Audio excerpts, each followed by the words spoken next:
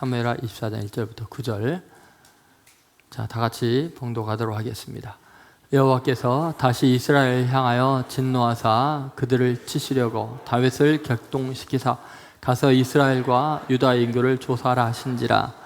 이에 왕이 그 곁에 있는 군사령관 요압에게 이르되 너는 이스라엘 모든 지파 가운데로 다니며 이제 단에서부터 브엘세바까지 인구를 조사하여 백성의 수를 내게 보고하라 하니 요압이 왕께 아뢰되 이 백성이 얼마든지 왕의 하나님 여호와께서 100배나 더하게 하사 내 주 왕의 눈으로 보게 하시기를 원하나이다. 그런데 내 주 왕은 어찌하여 이런 일을 기뻐하시나이까 하되 왕의 명령이 요압과 군대 사령관들을 재촉한지라.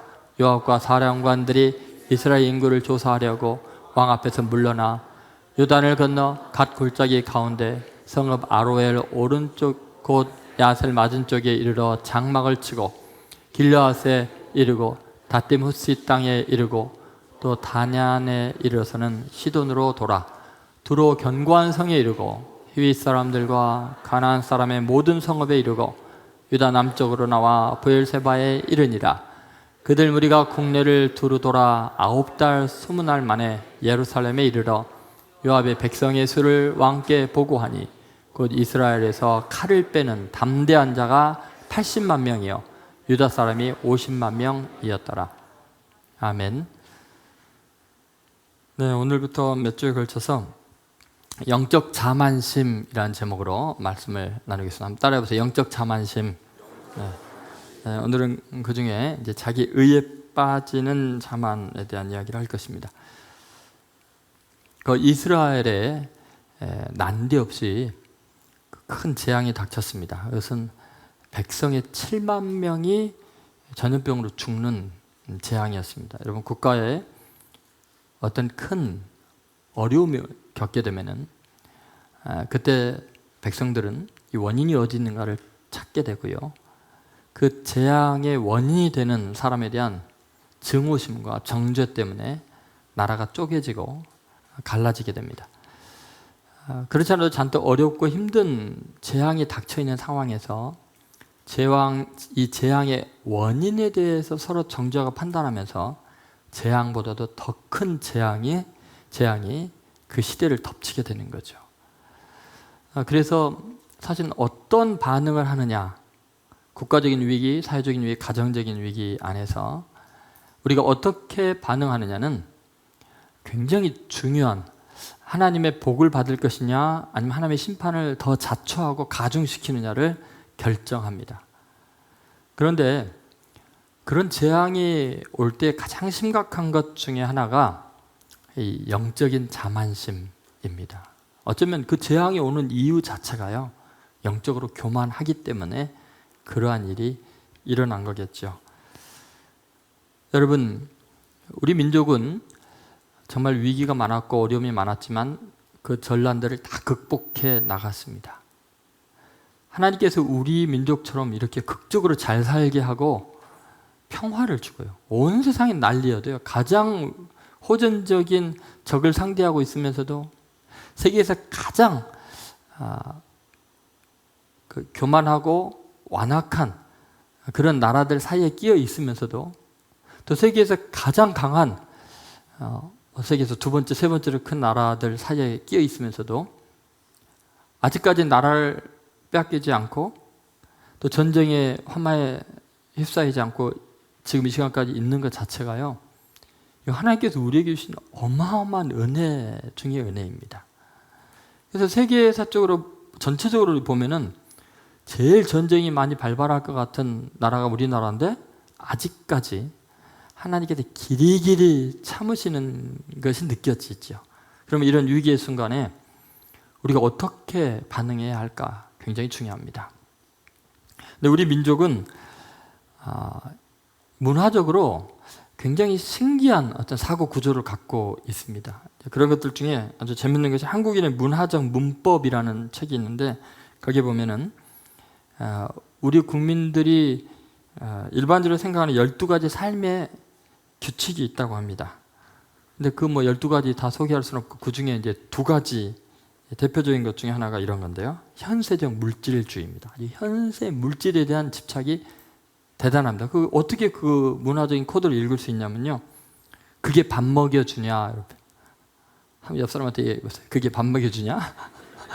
그 말의 의도가 뭐예요? 뭐가 가치평가의 기준이에요? 현세적인 물질주의예요. 밥 먹여주는 거 아니면 의미가 없다는 거예요. 여러분, 굶으면서도 의미 있는 일을 할 수 있는 거 아니에요? 근데 그게 밥 먹여주냐? 이게 그냥 통용되는 말이라면 우리의 가치관이 철저하게 현세적 물질주의에 갇혀 있다는 걸 알 수 있죠. 그 다음에 또 이런 말도 있죠. 이건 권위주의에 대한 우리의 문화 코드를 읽게 해주는 건데요. 억울하면 출세해라. 옆 사람한테 이야기해보세요. 억울하면 출세해라. 이게 뭐예요? 지금 권위주의예요.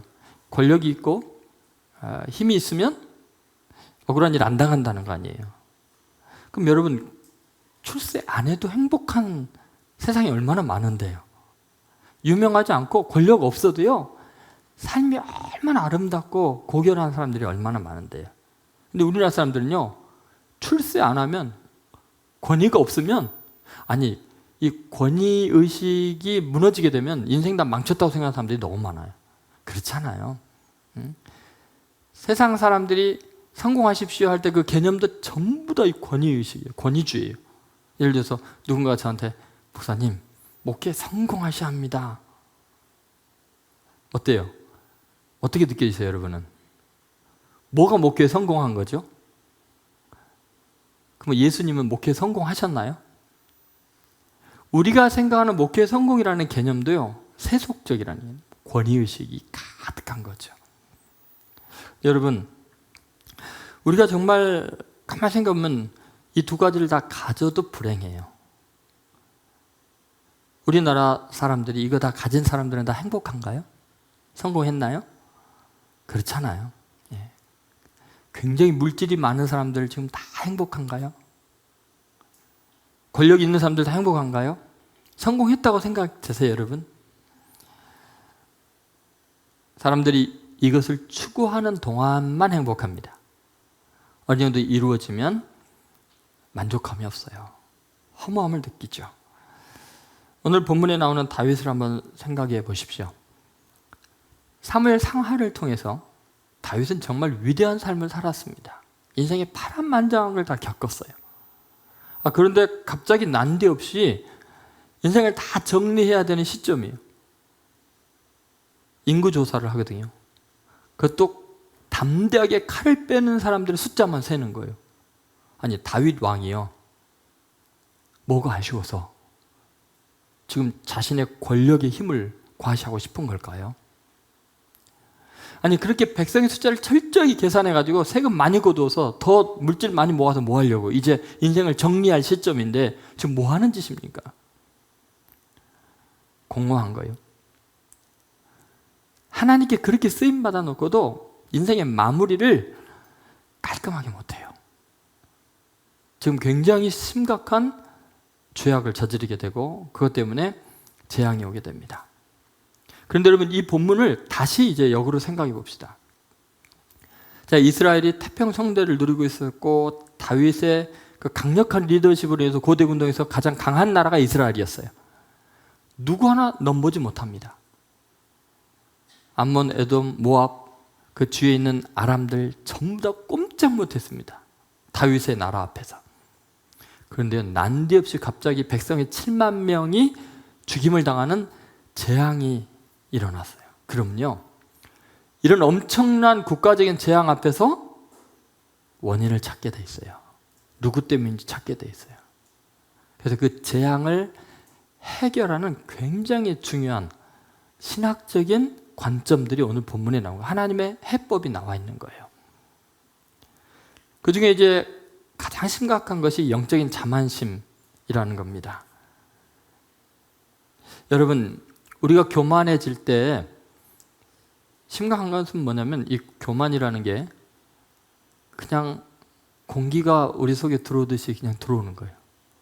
물 마시듯이 걸리닥거리는 거 없이 그냥 내가 교만해진지 모르게 내가 교만으로 가득 차 오른다는 거죠. 여러분, 내가 교만과 상관이 없는 존재라고 생각하는, 즉 교만과는 전혀 거리가 있다고 생각하는 그 순간이 바로 진짜 교만해지는 거예요. 그러니까 이 교만이 어려운 거예요. 아, 내가 교만하구나라고 인식하는 순간은 교만하지 않는 거예요. 근데 나는 교만과는 거리가 멀다라고 생각하는 그 순간이 바로 최고로 교만한 순간이. 자, 여러분은 지금 교만하십니까? 여러분 교만해요? 자기가 교만하다고 생각하는 사람은 지금 겸손한 사람들이에요. 근데 나는 그래도 남보다는 교만하지 않다고 생각하는 순간 이미 교만에 물들어져 있는 거죠. 자, 그래서 자기 의에 빠지는 이 자만이 얼마나 위험한가 우리가 생각할 것은 이런 것들이죠. 그 이유는 불행의 공동체적 책임을 지지 않으려고 그러는 거예요. 백성인 범죄와 지도자들의 이제 지도자의 허영이 잘 나와 있는데, 자, 여러분, 자기 의에 빠질 때 일어나는 현상이 뭔지 아세요? 자기가 속한 가정, 자기가 속한 사회, 직장, 국가에서 어떤 재앙과 어려움이 올 때 나의 책임이라는 느낌이 안 들고 다른 사람에 대한 지속적인 정죄와 판단이 내 마음속에서 진행되고 있다면 그것은 영적인 자만심에 빠져 있는 거예요. 교만에 빠져 있는 거죠. 자, 한번 1절을 보시죠. 자, 1절 같이 읽어보도록 하겠습니다. 시작. 여호와께서 다시 이스라엘을 향하여 진노하사 그들을 치시려고 다윗을 격동시키사 가서 이스라엘과 유다의 인구를 조사하라 하신지라. 여러분, 여기 보면은 하나님께서 공동체적 책임 의식을 우리에게 지금 불러일으키고 있는 거예요. 영적 자만심에 빠져 있을 때 그걸 치유하는 유일한 방법은 공동체적 연대 의식이에요. 책임 의식이에요. 영적 자만심에 빠지면 사람은 다 자기 의에 빠져 있습니다.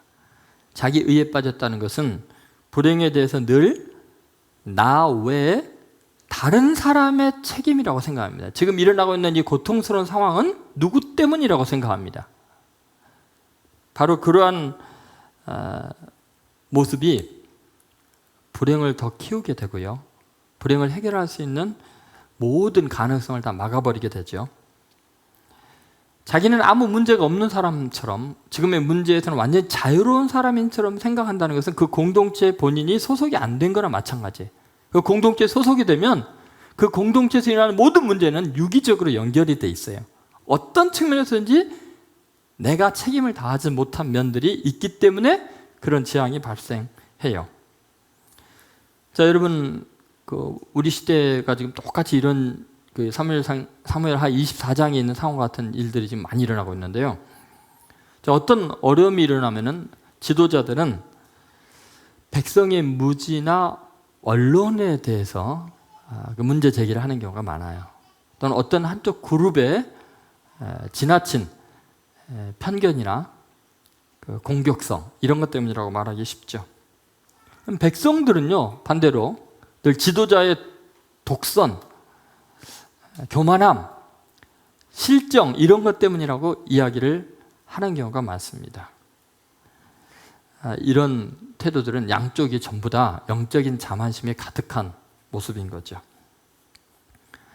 오히려 불행의 책임을 자신의 것으로 느끼고 함께 죄를 지은 사람으로서 자신의 잘못을 시인하고 인정하는 것만이 그 시대가 희망의 새로운 창을 열게 됩니다. 자, 이것을 제가 지금 이야기하는 굉장히 중요한 이유는 1절에 있는 하나님의 말씀 때문에 그렇습니다. 여러분, 오늘 이 1절에서 기가 막히게 놀라운 이야기를 하나님께서 하고 계시는데 이 1절의 구조를 한번 잘 보시죠. 여호와께서 다시 이스라엘 향하여 진노하셨다 그랬습니다. 그들을 치시려고 무슨 일이 일어나요?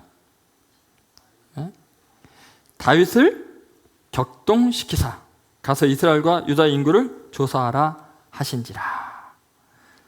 여러분, 이 전체적인 흐름에서는 이제 다윗이 인구 조사를 했기 때문에 그것 때문에 하나님이 진노하셔서 이제 세 가지 재앙 중에 하나 선택하라 해서 결국은 다윗이 선택한 것이 전염병 3일 동안 도는 건데 그것 때문에 7만 명이 죽었거든요.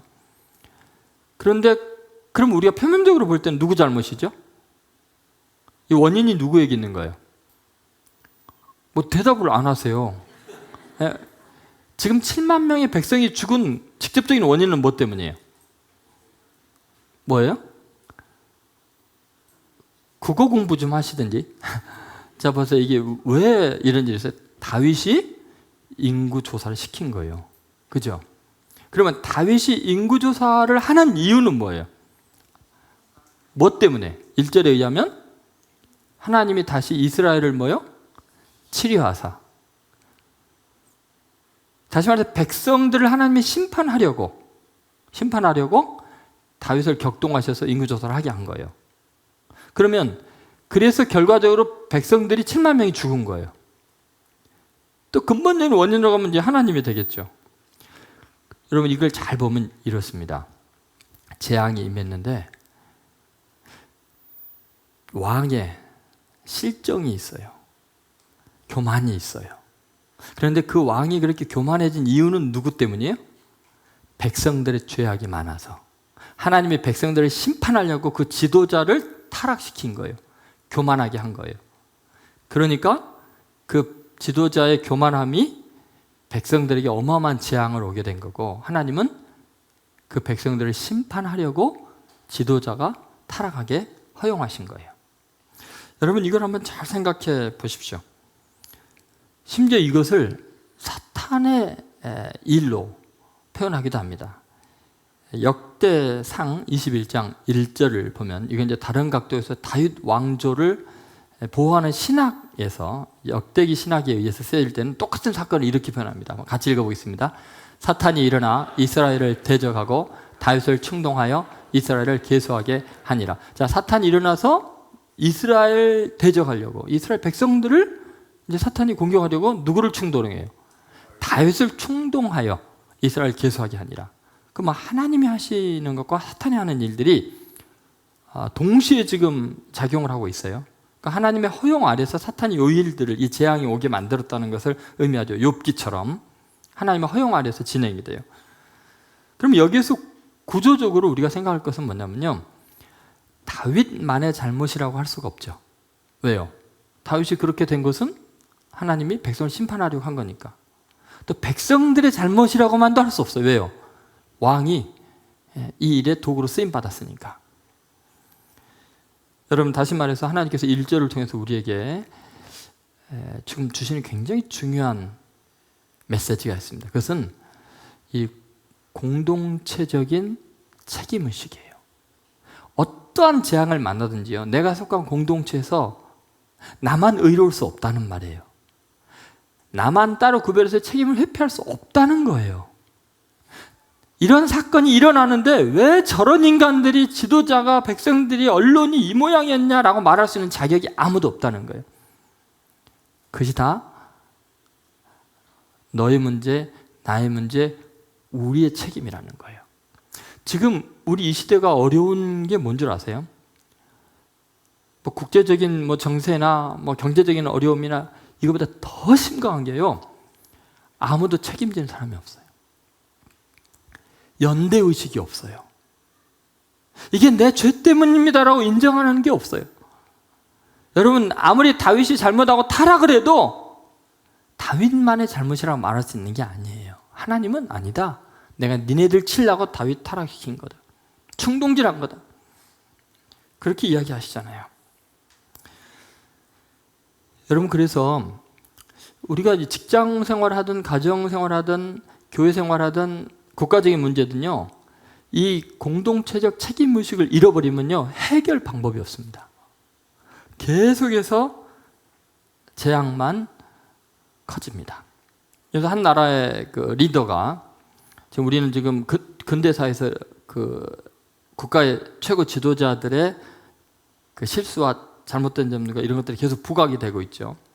저는 지나간 세월을 쭉 보면요. 짧은 생애를 살았지만 그 밥에 그 나물이다라는 생각이 들어요. 여러분 대통령이나 회사 회장이나 교회 목회자가 뭐 잘못했을 때요, 가만히 보면요, 지도자에게 손가락질하는 그 백성들이 수준이 꼭 같아요. 그 사람 뽑은 것도 그 수준이고, 비난하는 그 내용을 백성들은 죄책감 없이 지네들은 당연한 듯이 하고 있어요. 조금도 나은 게 없어요. 그러면서도 너 탓이다, 나 탓이다, 그렇게 손가락질하고 있는 것을 보면은 기가 막힐 일이죠. 여러분, 우리가 어리석고 악할 때 하나님은 우리를 징계하시려고 그렇게 지도자가 실수하게 하시는 거예요. 그러면 지도자가 실수하고 문제가 일으키면 우리를 돌아봐야 돼요. 지도자도 반대로도 마찬가지예요. 이제 구체적으로 이스라엘을 한번 생각해 봅시다. 24장 앞부분부터 무슨 일이 있었어요? 이스라엘 백성들을 왜 하나님이 다시 심판하기로 작정하셨을까요? 왜 치시려고 할까요? 이스라엘이요, 다윗이라는 위대한 하나님의 사람을 하나님의 왕으로 세워서 블레셋의 손에서 구원해 주고요, 강대한 나라를 만들어 줬는데도요, 이스라엘 백성들이 잘 살고 평안해지고 건강해지니까 얼마나 교만한지요. 왕자 압살롬의 반란에 가담을 해가지고 다윗을 죽이려고 쫓아다니고요. 더 심각한 것은 성적으로 얼마나 도덕적으로 타락을 했는지, 왕자 압살롬에게 그 당시 최고 지혜로운 조언자가 다윗 왕의 10명의 후궁들과 백성들이 보는 앞에서 욕보이라는 거예요. 그 말이 떨어지자마자 반란을 일으켰던 압살롬 왕자가 시키지도 않았는데 백성들이요, 왕궁 위에다가 천막을 치고 모든 백성들이 다 구경하러 모여있고, 왕자 압살롬이 자기 아버지의 후궁들을 10명이나 욕보이는 일을 저지르고도 이런 부도덕하고 폐륜적인 행위가 어떻게 자행이 되냐고 지적하는 백성이 한 명도 없어요. 전부 다 좋게 여기고 즐기고 있었어요. 그런 시대예요. 압살롬의 반란이 이제 평정이 되고 나니까 세바라는 불량배가, 아주 못된 인간이 반란을 일으키니까요, 이스라엘 백성 대부분이 세바를 따라다녔어요. 하나님이 은혜 베푸시고 평안을 주시고 잘되게 해줬을 때 힘이 교만해졌고 부패하고 타락해서 하나님의 심판을 자취하고 있어요. 그런 시대에 하나님이 다윗의 마음을 충동질하신 거예요. 이 백성 심판해야 되니까 너가 내 마음에 합한 사람이지만 네 마음에 교만을 내가 좀 심어줘야겠다.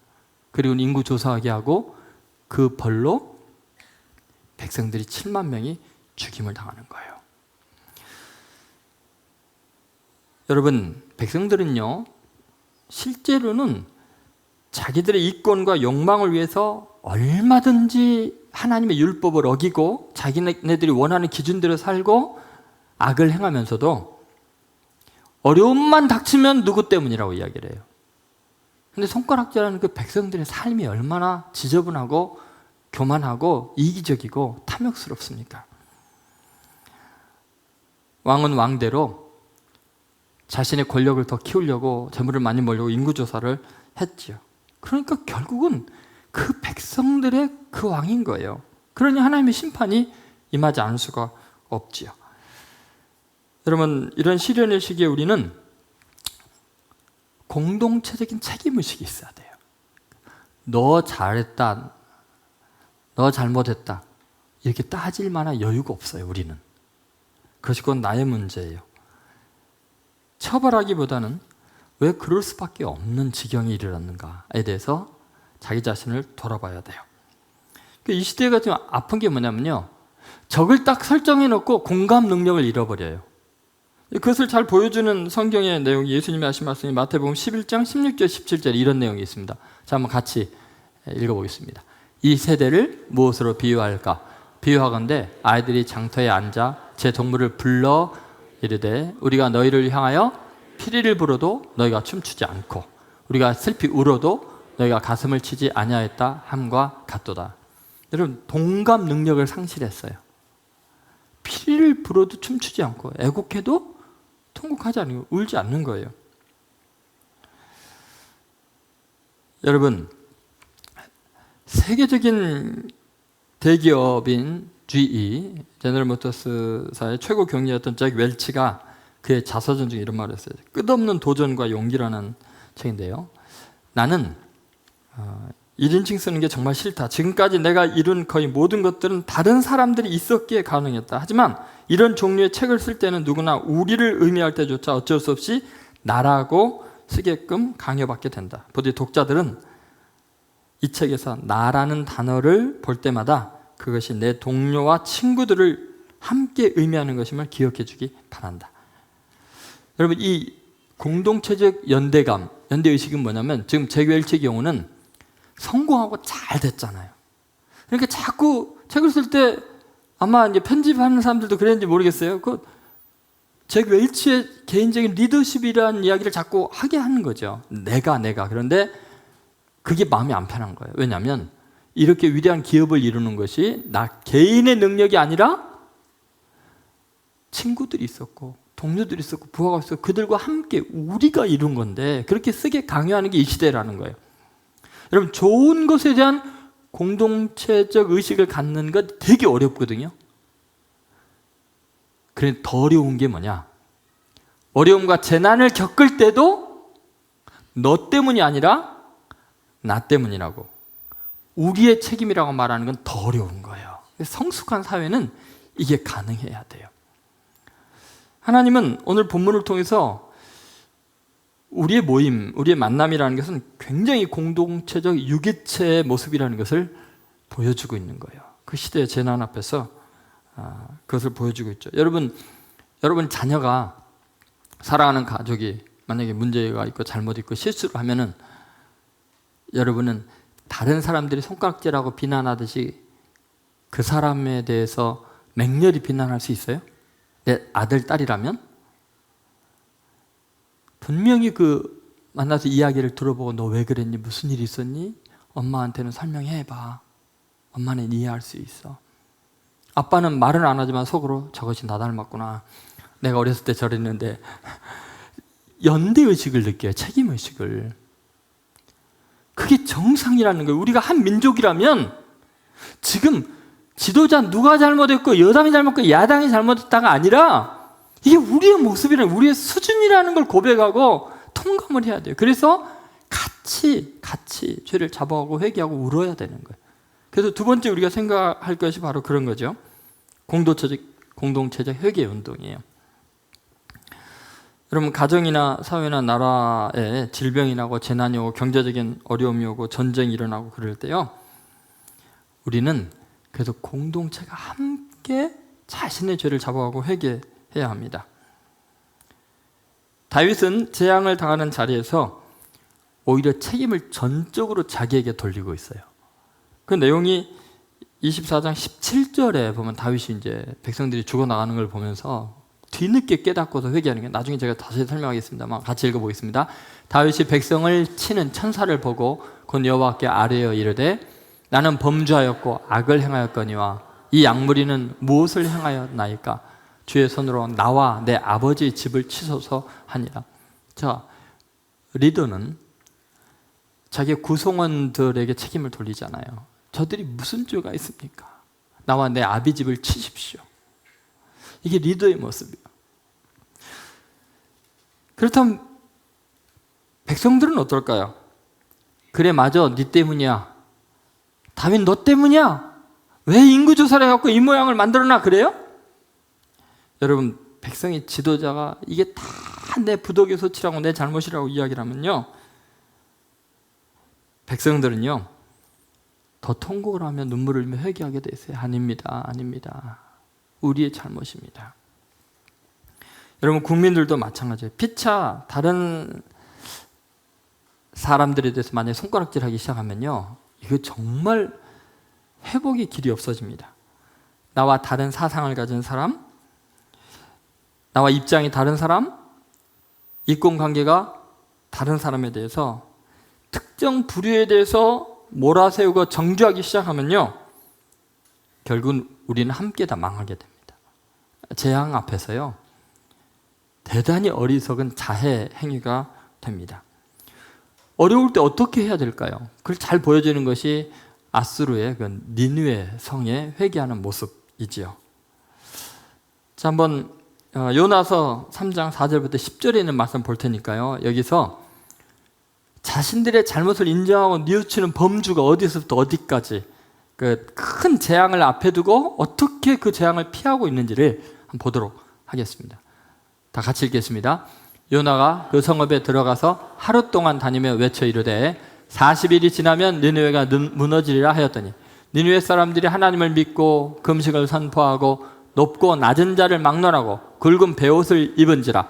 그 일이 니느웨 왕에게 들림에 왕이 보좌에서 일어나 왕복을 벗고 굵은 베옷을 입고 제위에 앉으니라. 왕과 그의 대신들이 조소를 내려 니느웨에 선포하여 이르되 사람이나 짐승이나 소떼나 양떼나 아무것도 입에 대지 말지니 곧 먹지도 말 것이요 물도 마시지 말 것이며 사람이든지 짐승이든지 다 굵은 베옷을 입을 것이요 힘써 하나님께 부르짖을 것이며 각기 악한 길과 손으로 행한 강포에서 떠날 것이라. 하나님이 뜻을 돌이키시고 그 진노를 그치사 우리가 멸망하지 않게 하시리라. 그렇지 않을 줄을 누가 알겠느냐 한지라. 하나님이 그들이 행한 것 곧 그 악한 길에서 돌이켜 떠난 것을 보시고 하나님의 뜻을 돌이키사 그들에게 내리리라고 말씀하신 재앙을 내리지 아니하시니라. 아멘. 여러분 40일 후면 이 성이 무너지리라 그랬어요. 3일 길을 돌아야 되는데 요나가 무너지기를 바라서 회개하지 않기를 바라서 하루만 살짝 전하고 왔어요. 그 백성들이 어떻게 반응했죠? 높은 자나 낮은 자나 전부 다 베옷을 입고 자기의 잘못을 뉘우치고 자기 악한 길을 다 떠났어요. 우리나라 같으면 좀 어떻게 했을까요? 전부 다 베옷을 입는 게 아니라 재판관에 판사의 옷을 입고 높은 자나 낮은 자나 네 잘못이다, 네 잘못이다 전부 다 판사가 돼갖고 정죄하고 말 거예요. 왕이 그 소리를 들었어요. 위로부터 명령으로 내려진 게 아니 배운 입으라고. 왕이 그 소리를 듣고는 왕이 왕복을 벗고 자기 책임이라고 대신들과 협의해가지고 조서를 내려서 소, 양과 짐승까지 전부 다 굶고 회개하자고. 우리가 하나님께로 돌이키면 우리 각각이 악한 길을 떠나서 하나님께로 돌아가면 하나님이 돌이키셔서 우리를 용서하실 줄 누가 알겠느냐. 그래서 그 역사의 가장 잔인하고 악한 아수르의 니느웨 성이 멸망을 면하고 구원을 받는 거예요. 여러분 공동체적인 회개, 이것은 너의 잘못이라고 손가락질 하는 순간 회개가 아니에요. 그거는 각각이 자기 악한 일을 버려야 돼요. 자기를 돌이키고 회개해야 돼요. 누구의 잘못이라 말하는 순간 그 사회는 희망이 없어지는 거예요. 여러분 심판받기로 작정한 나라의 특징은 그 국민이나 언론이나 정부나 지도자나 늘 상대편에게 집요하게 죄를 전가시킵니다. 근데 지금 세계 열강들이 우리나라를 삼키려고 호시탐탐 노리고 있고 조금도 우리나라를 위한 입장에선 나라가 없는데 우리들끼리 서로 잘못했다고 손가락 들고 정죄하면 세상 사람들이 뭐라고 보겠냐고요. 무슨 희망이 있겠냐. 하나님께서 뜻을 돌이켜서 이 재앙을 지나가게 하겠냐고요. 저 사람 죄입니다. 서로 저 사람 죄입니다 하면 그래 니네 둘 다 죄인이구나. 다 죽어라. 그럴 수밖에 없잖아요. 스스로 정죄하는 꼴밖에 안 되잖아요. 그래서 우리들이 기억할 것이 있습니다. 정치적이건 종교적이건 교육적이건 경제적이건 모든 분야에서요. 어떤 한두 사람의 지도자의 문제도 아니고 백성들의 잘못만도 아닙니다. 우리는 공동체가 각각 자기 악한 행위를 버려야 돼요. 어떤 항목에서는 나는 의롭지만 다른 항목에 대해서는 나는 악인일 수 있다니까요. 저 사람은 어떤 면에서는 너무 악한 사람이지만 다른 면에서는 나보다 의로울 수 있다니까요. 그런데 악한 것만 서로 보고 서로 정죄하면 희망이 없는 거예요. 여러분 이 시대에 가장 위험한 게 뭐냐? 국민이나 대중이 절대적인 선인 것처럼 왜곡된 가치관을 자연스럽게 받아들이는 시대적인 인식 오류가 문제예요. 여러분 국민의 뜻이면 다 옳습니까? 많은 사람이 좋다고 생각하면 그게 선입니까? 그렇지 않아요. 여론이면 다 옳은 겁니까? 여러분, 우리 공동체적 지성은 위대한 면도 있지만 공동체적 지성이 타락하기 시작하면요, 가장 잔인합니다. 너무너무 추하고 더러운 것이 인간들이 모인 집단적인 집단의식이에요. 어리석음과 악함과 위험성이 우리 모임 속에는 항상 도사리고 있습니다. 그래서 우리는 지도자가 잘못하면 우리 백성들의 수준이 어떤가를 그걸로 통해서 볼 수 있고, 백성들이 타락하면 지도자의 수준이 어떤가를 우리는 볼 수 있어야 됩니다. 그러니까 누가 누구를 지금 손가락질한 게 아니라 우리가 함께 회개해야 돼요. 여러분, 니느웨 같은 일이 우리 대한민국에서 만약에 지금 이 시대에 일어나면요, 전 세계가 아마 두려워할걸요. 대통령으로부터 국회의원들 여야 할 것 없이 전부 다 베옷을 입고 죄를 뒤집어 쓰고 국회에서나 시장에서나 거리에서나 하나님, 우리가 악한 일을 행했습니다. 우리가 교만했습니다. 좀 배부르다고 너무너무나 완악했습니다. 너무나 음란하고 더러웠습니다. 너무 이기적이었습니다.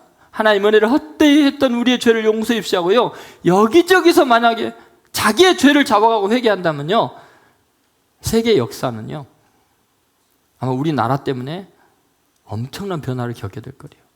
지구상에 이런 일이 있을 수 있을까? 아마 놀랄 겁니다. 근데 지금 성경적인 반응이 일어나지가 않아요.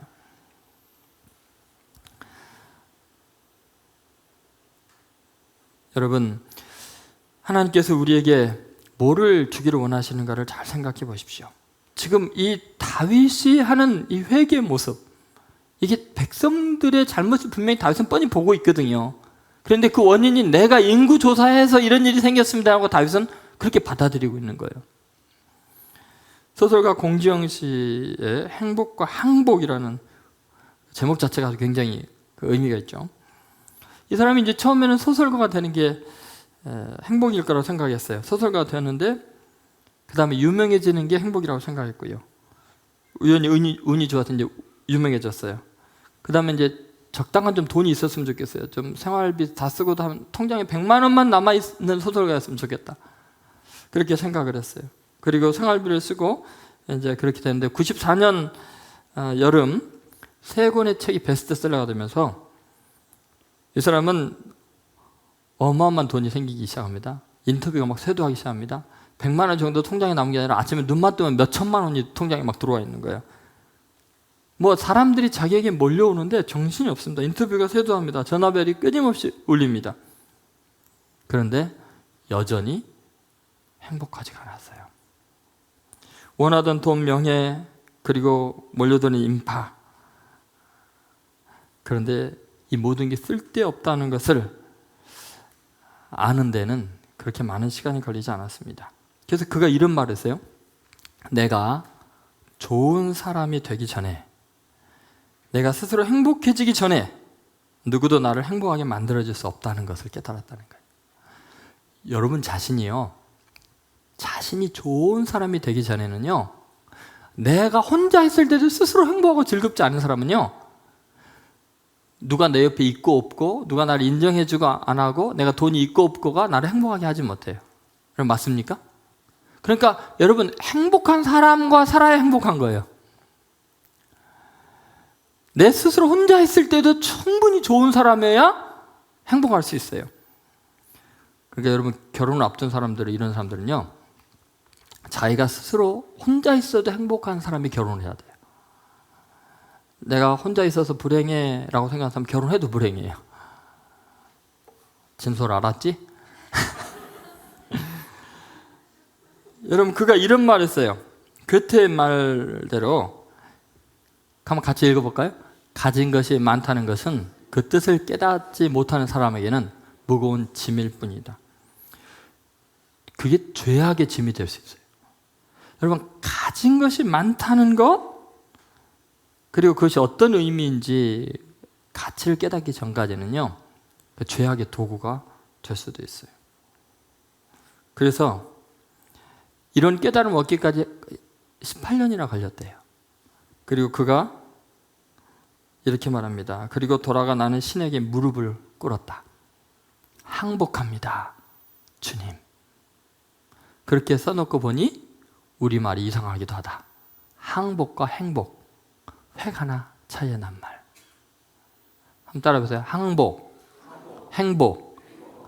항복하지 않으면 행복이 없어요. 끝까지 내가 의롭다고 잘났다고 생각하고 남의 탓하는 사람은요, 하나님 앞에 항복하지 않은 사람은요, 절대로 행복이 안 됩니다.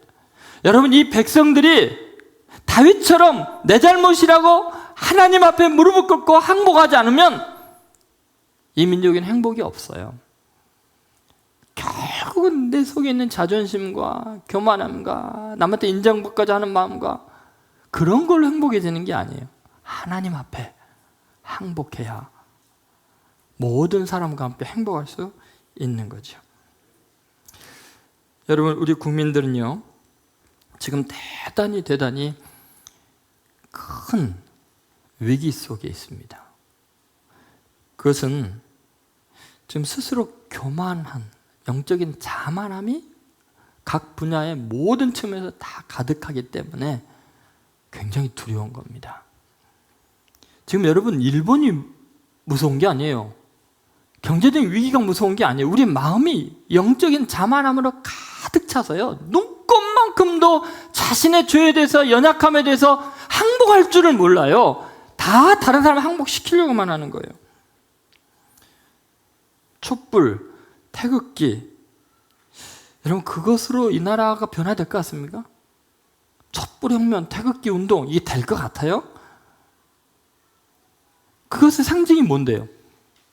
촛불은 자기의 내면을 성찰하고 자기 자신의 영혼을 돌이키는 것이 고유한 영성훈련의 촛불의 역할인데, 그 촛불로만에 다른 사람을 정죄하는 데 쓴다면 심각한 문제입니다. 태극기는 정말 선열들이 피 흘려 죽은 그 모든 희생정신을 기리면서 태극기를 품에 안고 나도 조국을 위해서 죽으리라는 마음이 있어야지, 태극기를 들고 다른 사람들을 잘못한 걸 정죄하고 판단하는 데 쓰면 같이 망하는 겁니다. 여러분, 회개와 자기 반성에 눈물 어린 처절한 고백이 가득해야 되는 이 시점에서 참회와 애국의 이미지를 가지고 다른 사람을 정죄하고 심판하는 도구로 쓰면은 그 나라는 희망이 없습니다. 왜냐하면 서로 정죄하면 남는 것은 공동체 죄밖에 없습니다. 온 국민이 서로 정죄하면 그걸 보시는 하나님이, 그래, 니네 토온대로 심판해 줄게. 이쪽도 심판하고 저쪽도 심판하고. 여러분, 다른 사람을 원망하고 원인이 다른 것이라고 하는 손가락질이 아무리 똑똑하고 아무리 분석을 잘해도 하나님이 기뻐하실 것 같습니까? 하나님이 그 원하시겠어요? 여러분, 가정에서, 직장에서, 교회에서, 사회에서 하나님이 원하는 게 뭐겠어요? 하나님은 어느 민족에게, 어느 공동체, 어느 가정에 은혜 베푸실까요? 다 내 죄입니다. 하나님, 내가 악해서 그렇습니다. 그렇게 공동체 앞에서 자신의 죄를 자부하고 인정할 때, 하나님 앞에 항복할 때 진정한 행복이 이 땅 가운데 이루어질 줄로 믿습니다. 마지막 세 번째, 공동체적 구원의 원리입니다. 왜 하나님은 다윗의 생애를 전체 정리하면서 마지막으로 이걸 기록했나는 거예요. 그것은 궁극적으로 우리가 바라는 구원의 원리가 나와 있기 때문에 그렇습니다. 하나님께서 통치하시기 때문에 여러분, 세상의 정치적인 일들과 영적인 하나님 나라의 일의 원리가 다르지가 않습니다. 우리는 그게 다를 거라고 생각하는데, 역사의 진행은 곧 영적인 하나님 나라의 진행하고 똑같은 방향으로 갑니다. 우리 주 예수님은 우리의 왕이십니다. 만왕의 왕이십니다. 주님은 자기의 백성들이 범죄한 줄 알고 그 범죄에 대해서 징책하러 오시지 않았습니다. 친히 공동체 책임감을 가지고 계시죠. 예수님은 자기 백성들의 죄를 자기의 죄인 것처럼 본인이 세례를 받으시고 본인이 십자가에 못 박아 죽임을 당하시고 그 죄의 값을 지려 오셨습니다. 예수님이 이 땅에 오신 목적이 뭐예요? 마태복음 1장 21절 한번 같이 읽어보겠습니다.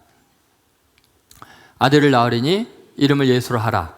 이는 그가 자기 백성을 그들의 죄에서 구원할 자이심이라 하니라. 여러분, 예수님은 죄가 없는 분이에요. 하나님의 본체인 분이에요. 근데 그분은 그가 자기 백성을 그들의 죄에서 뭐 할 자예요? 구원할 자예요. 원래 예수님은 자기 백성을 심판해야 되는, 심판의 권한을 아버지께로 받은 유일한 분이세요. 이 세상을 심판할 수 있는 분은 예수님밖에 없어요. 죄가 없기 때문에. 근데 그분이 심판하지 않고 뭐 하러 오셨다고요? 구원하러 왔어요. 여러분, 아무리 이 민족 가운데 훌륭하고 위대한 사람이 있어도 우리 민족이 구성원으로 있는 동안에는 그 리더건 아니면 백성이 한 명이든 심판하러 있는 게 아니라 구원하러 와야 돼요.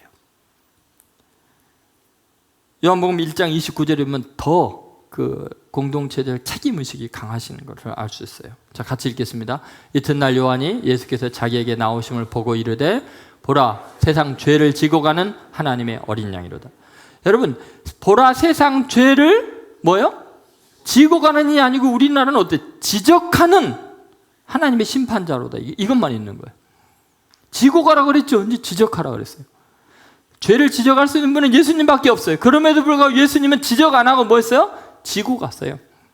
하나님 어린 양으로. 그래서 이 땅에 구원이 있고 평화가 있는 거예요. 이것이 구원의 원리예요. 여러분, 가정에서, 여러분 직장에서 누가 잘못해요? 그 분명하죠. 그것을, 죄를 지적함으로 평화가 이루어져 행복이 이루어지지 않습니다. 누군가가 죄를 지고 가야 돼요. 희생의 어린 양이 돼야 돼요. 죄값을 달게 받고 대신 부끄럼 당하고 어려움을 겪어도 공동체적 책임의식을 가져야 돼요. 그것이 구원의 원리나 시대가 구원받는 원리나 하나님 나라의 구원의 원리가 같아요. 예수님과 우리에게 공통 분모가 있어요.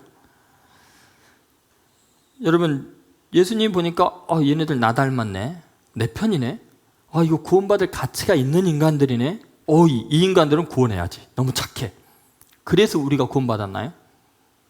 여러분, 예수님과 여러분, 저나 여러분 단 한 사람 누구 하나 의인이 없어요. 모든 사람이 죄를 범하였으면 하나님의 영광 이루지 못했어요. 예수님에게는 죄와 흠이 없는 분이에요. 너무 달라요. 너무 달라요. 그런데 예수님은요, 당신과 우리가 공통적인 어떤 교집합 부분이 있어서 구원한 게 아니에요. 전혀 이질적인 존재이고 너무나 더러운 존재이고 악한 존재인데도 그 책임을 당신 것으로 삼으셨어요. 예수님에게 책임이 눈꼽만큼 없어요. 예수님이 뭘 잘못했어요? 예수님은 사랑한 죄밖에 없어요. 용서해주고 치료해주고. 그런데도 예수님은 우리가 어떤 상태냐와 상관없이 우리의 죄에 대한 책임을 지셨어요. 그래, 너희들의 죄를 내가 감당할게. 그 원리 때문에 우리가 구원받은 거예요. 왕이 백성들의 죄를 짊어졌기 때문에 구원받은 거예요.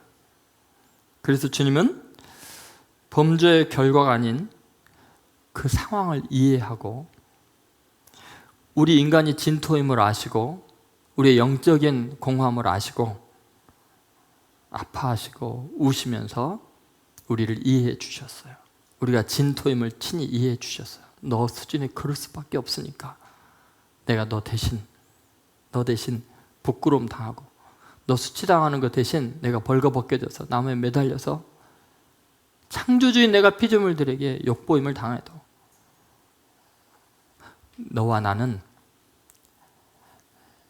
연대의식을 포기할 수 없다고 말씀하십니다. 죄가 없는 분이 고난을 당하셨어요. 수치를 당하셨어요. 여러분, 주님은 우리가 아직 연약할 때 우리를 위해 죽으셨어요. 우리가 죄인 되었을 때 우리를 위해 죽으셨어요. 우리가 원수 되었을 때, 이건 완전히 우리와 상관없는데 우리를 위해서 중보하시고 우리의 죄의 책을 감당하셨어요. 그러면 여러분, 우리가 이 사회에서 국가적인 재앙을 만날 때 나랑 너무나 이질적인 존재, 나를 증오하는 원수까지도 그 죄를 내가 감당할 생각을 해야 그리스도인이에요. 주님을 따라가는 사람들이에요. 그리스도인들이 손가락질하고 정죄함으로써 나라를 위하고 시대를 구원할 수 있다고 생각하는 것은 세속적이죠. 지독하게. 예수님의 방법이 아니죠. 여러분, 이제 기도할 때인 것 같아요. 우리가 디모데전서 2장 1절 4절에 보면은 이렇게 권면하고 있습니다. 같이 읽겠습니다. 그러므로 내가 첫째로 권하노니 모든 사람을 위하여 간구와 기도와 도구와 감사를 하되 임금들과 높은 지위에 있는 모든 사람을 위하여 하라. 이는 우리가 모든 경건과 단정함으로 고요하고 평안한 생활을 하려 합니다. 이것이 우리 구주 하나님 앞에 선하고 받으실 만한 것이니 하나님은 모든 사람이 구원을 받으며 진리를 아는 데 이르기를 원하시느니라. 여러분, 하나님이 원하는 게 뭐냐고요? 우리가 도구와 강구로 하나님께 아뢰는 거예요. 다른 사람들의 실수와 죄를 짊어지고 나아가기를 원하시는 거예요. 그 그리스도인만이 할 수 있어요. 온 세상이 서로 손가락질할 때 우리 그리스도인들은 원수들을 위해서 기도해야 돼요. 품고 가야 돼요. 결론으로 제가 아주 중요한 심리학적인 연구 결과를 말씀드리려고 그래요. 1954년 일단의 학자들이 하와이 북서쪽에 있는 카우아이 그 섬을 연구하기 시작합니다. 너무너무나 가난합니다. 너무너무나 범죄가 많습니다. 알코올 중독자들 너무나 많습니다. 정신질환자들이 대부분이었어요. 그 섬 전체가 타락할 대로 타락한 거예요. 그러니까 학자들이 역사의 길이 남을 만한 연구를 좀 하고 싶었던 거예요. 1955년에 태어난 833명을 대상으로 엄마 뱃속에서부터 30살이 될 때까지 인생의 궤적을 이제 대대로 추적을 한 겁니다. 심리학자 에미 워너 교수가 그 중에서 특별히 201명을 추립니다. 왜냐하면 사회적으로 너무너무나 고달프고 범죄가 가득하고 알코올 중독자들의 그 자녀들만 뽑으니까 201명이 됐어요. 고위험군이라고 불리죠. 그런데 이 중에서 3분의 1인 72명이 나중에 보니까 굉장히 밝고 건장 훌륭한 30살로 성장해 있는 거예요. 대부분 사회 부적응자가 됐을 것이 뻔한 그런 가상을 했는데 완전히 다른 결과가 나왔어요. 그러니까 절망적인 상황에서 이들이 너무 위대한 삶을 살고 있는 거예요. 그래서 이 가설을 뒤엎는 비밀을 워너 교수가 이제 72명을 더 정밀 조사를 하게 됩니다. 공통점을 하나 발견했는데 바로 역경을 이겨내는 힘이었어요. 이 워너 교수가 이것을 회복 탄력성이라고 부르게 됩니다. 한번 따라해보세요. 회복 탄력성. 여러분, 이 회복 탄력성이 중요한 거예요. 지금 내가 얼마나 힘들고 어려운 인생이냐, 얼마나 밑바닥까지 떨어진 우리 공동체가 이 나라가 얼마나 어렵냐보다도요, 더 중요한 게 뭐냐면 얼마나 회복력이 빠르고 탄력적으로 반응할 수 있느냐의 문제라는 거죠. 여러분, 이 회복 탄력성이라는 것, 정신의학이나 간호학, 교육학, 유아교육, 사회학, 커뮤니케이션, 경제학 모든 분야에서 굉장히 중요한 개념입니다. 극복력이 있느냐, 그 마음의 근력이 어떠냐는 거예요. 여러분, 모든 물체는 탄성이 있거든요. 사람마다 탄성이 달라요. 어떤 사람은 한번 탁 꺾어주면 못 일어나는데 어떤 사람은 꺾어주는데 어떻게 좀 탁 일어나잖아요. 그렇죠? 이걸 회복 탄력성이라고 하는 거예요. 회복 탄력성이 중요한 게 뭐냐면 긍정적인 시각이에요. 여러분, 어떤 사람이 어려움을 겪고 억울한 일을 겪으면요, 대부분 거기에 대해서 부정적인 반응을 할 거죠. 원인이 누구냐? 그 인간 때문에 증오심을 바라고 그러니라고 정서적인 에너지를 엄청나게 소비하고요. 그 인간 내가 용서하나 봐라. 그리고 계속 추적하고 왜 그 인간이 그렇게 말해서 그런 행동을 했을까? 내가 억울해서 못 살겠네. 그 인간 아니었으면 내 인생이 열렸을 텐데 막 이런 식으로 계속해서 부정적인 시간을 낭비하면 회복 탄력성이 없어지는 거예요. 그냥 꺾이는 거예요. 계속 빠져드는 거예요. 그런데 어떤 사람들은 그것을 통해서 바닥까지 내려가고 튕겨 오르는 거예요. 하나님께서 나를 여기까지 인도하셨으니까 이제 하나님께 새로운 나를 주실 거야. 내 자아를 죽이고 회개하고 하나님의 은혜의 세계로 이제 나아가야지. 어차피 나는 죄인인데 이제 하나님이 나를 통해 일하시는 하나님의 영광만 드러낼 수 있겠구나. 긍정적으로 바꾸는 거예요. 그러니까 많은 사람들이 원망하고 불평하고 정죄하느라고 에너지와 시간과 모든 걸 낭비할 때 회복 탄력성이 큰 사람들은 하나님 앞에 회개하고 미래를 위한 준비를 하고 다시 도전하는 거예요. 그러면요, 벌써 이게 탁 내려갔다가 계속 빠져들면 희망이 없지만 이게 튕겨 나오면요, 많이 떨어진 만큼 튀어오르는 게 높아지는 거예요. 모든 개인, 공동체, 사회는 이 회복 탄력성, 이것 때문에 지속적인 발전이 가능한 거죠. 여러분, 세상 일을 긍정적인 방식으로 받아들이는 습관을 구축하십시오. 부정적으로 상황을 인식함으로써 과소비 되는 감정적 에너지, 이거를 문제 해결을 위한 긍정적인 에너지로 바꾸는 거예요. 그것이 바로 회개의 운동이에요. 주님 앞에 회개하면 하나님도 내게 돌이켜 주십니다. 그리고 놀라운 일들이 일어날 겁니다. 자, 이제 우리는 이 영적 자만심에 대한 이야기를 하면서 굉장히 중요한 공동체적 책임의식에 대한 이야기를 함께 나누고 있어요. 민족적인 위기 앞에서 여러분이 아마 근본적으로 문제에 대처하는 이제 시각과 태도가 달라지기를 바라고요. 그리고 하나님이 주신 회복 탄력성, 이게 회개의 기도죠. 이것을 통해서 더 큰 사랑으로 나아가고 우리 교회만이 희망입니다. 이걸 보여줄 수 있는 것은 교회밖에 없어요. 여러분 꼭 이 시대 아픔을 치유하는 데 귀하게 쓰임받는 여러분 또 제가 되기를 간절히 주의 이름으로 소망합니다. 기도하겠습니다.